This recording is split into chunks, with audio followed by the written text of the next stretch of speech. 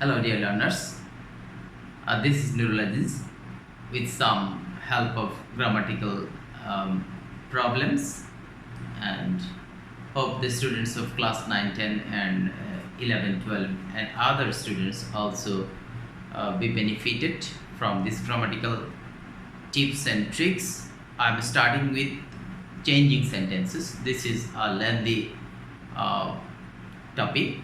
That is why I'm going to start with changing sentences.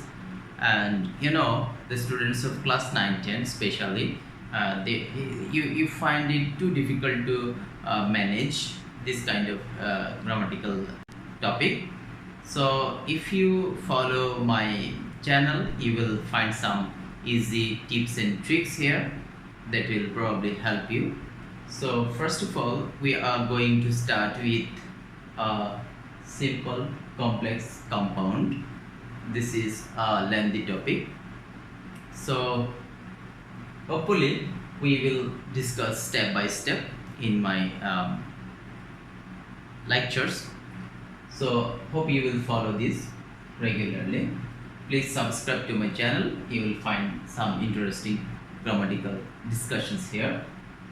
So first of all, there are three types of sentences according to structure. They are simple, compound and complex. Today I'm going to start from compound to simple.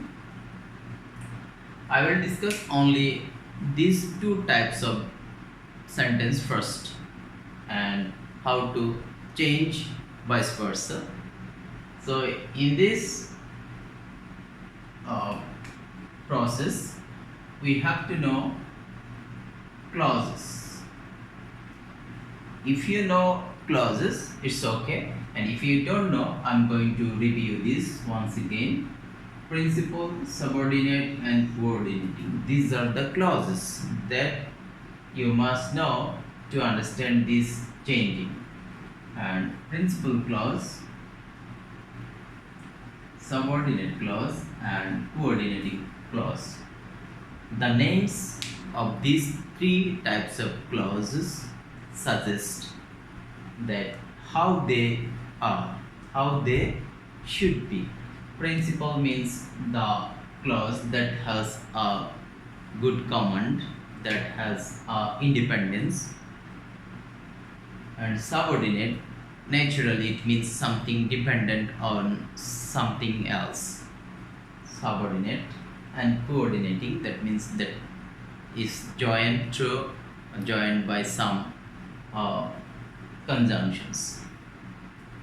So in principal clause, you will find one subject and one finite verb, and also in these clauses you will find one subject, one finite verb.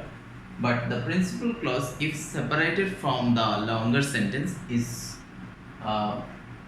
easily you can use it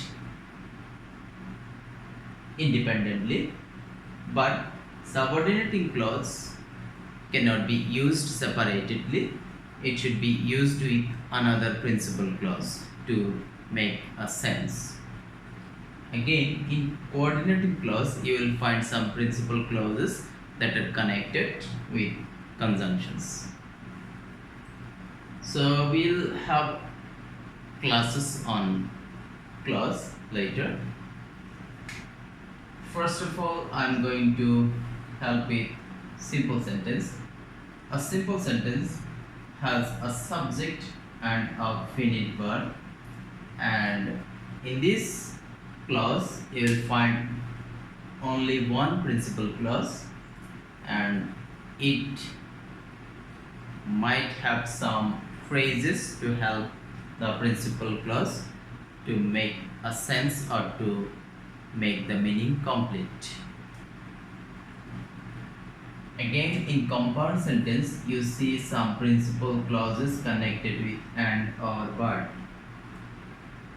So, if we want to change from simple to compound and compound to simple, vice versa, we have to know some rules, and I have given some example sentences here. These include some basic rules. First one, I went to market and bought a shirt.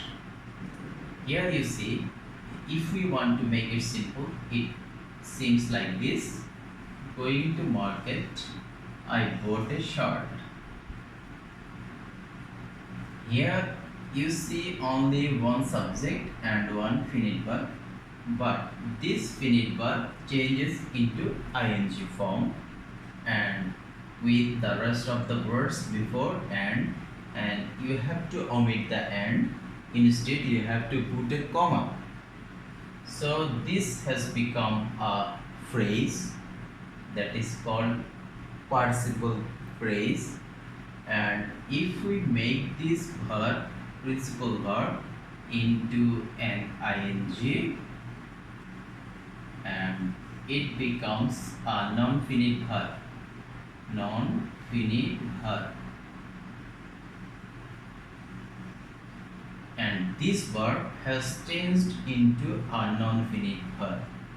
So if we change a finite verb into a non-finite verb, then it doesn't have the effect of a principal verb or main verb. So there is no principal verb or main verb, and also the subject before and after and or conjunction is same, and the subject is I. I went to market and I bought a shirt. So the subject will remain same, and one I is not written here, and we have changed this clause into a phrase, and still the meaning has remained same. There is no change of meaning, rather it has a change of structure, and you should not use an and rather you have to use a comma instead of an and. So going to market, I bought a shirt. There is only one principal clause. So this is simple sentence, and this compound sentence has changed into a simple sentence. So hope you understand this rule, and again I repeat, if there is a same subject before and after and there is two main verb, and if there is a series of activity, that means after this activity this one happened. That means first I went and then I bought. The one that I did first, I have to make it a phrase. So this is clear, and this is a simple sentence. And now rule 2, he is ill and he cannot go to school. Because he is ill, he cannot go to school. That is why I have written because of his illness he cannot go to school. This is simple sentence, and there is only one subject and one finite verb. So what happened to this part?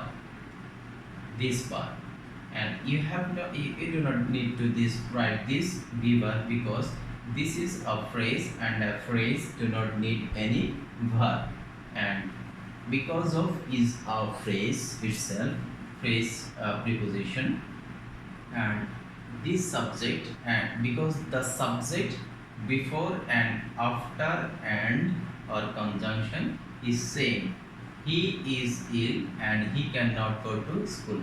That is why it is not written here, and I have changed this into a possessive. A possessive is not it cannot be used as subject, so there is no subject and there is no verb, and as I have changed this into a possessive pronoun, I have to change the adjective into a noun, because after possessive you cannot write any adjective. So because of his illness, because of his illness, he cannot go to school. I have kept this principal clause same. So this is principal clause and this is a simple sentence. You can write this phrase after this also. In that case, you do not have to write the comma. 3. The sea water was very salty. Look at this. The sea water was very salty and they could not drink it. There's different subject. They and the sea water. In this sentence, there is different subject. That is why you have to take it as a different rule. So, if the subject is different before and after the conjunction, in that case, the first one you have to write a being. So, being, if there is be verb, then it should be being, and if there is have verb, it should be having. So, keep the subject intake. You do not need to omit the subject. If you change the main verb into a non-finite verb, in that case it doesn't remain as a complete clause. So if it is not a clause, then it is a phrase. So the sea water being very salty is a phrase. So there is no subject and a verb and comma, and if you have to omit this and instead you have to write a comma. So write the principal clause. They could not drink it. So this is simple.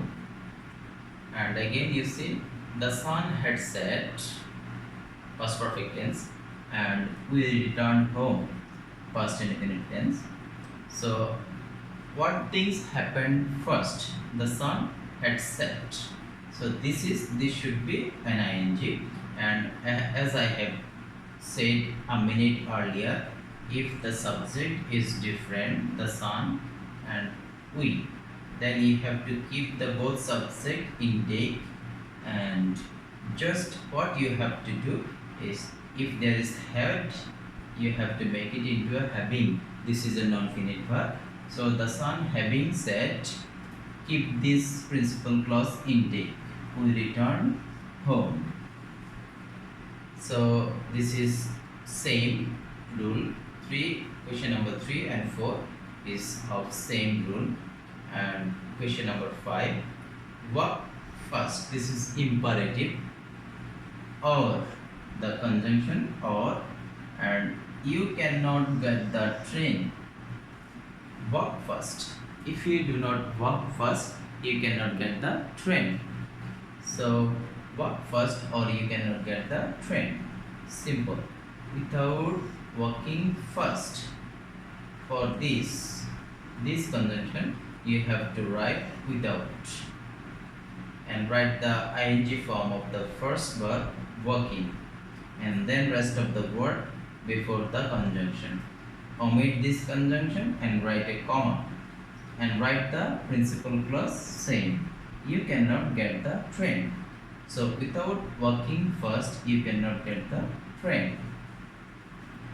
So I hope you understand this, and I will have more classes like this later next week on compound to simple, simple to compound, and complex to simple, complex to compound. So side by side I will also discuss on clauses and so many grammar items. Please stay with this channel, Ajit sir, so that you can get some help from this discussion. Thank you very much.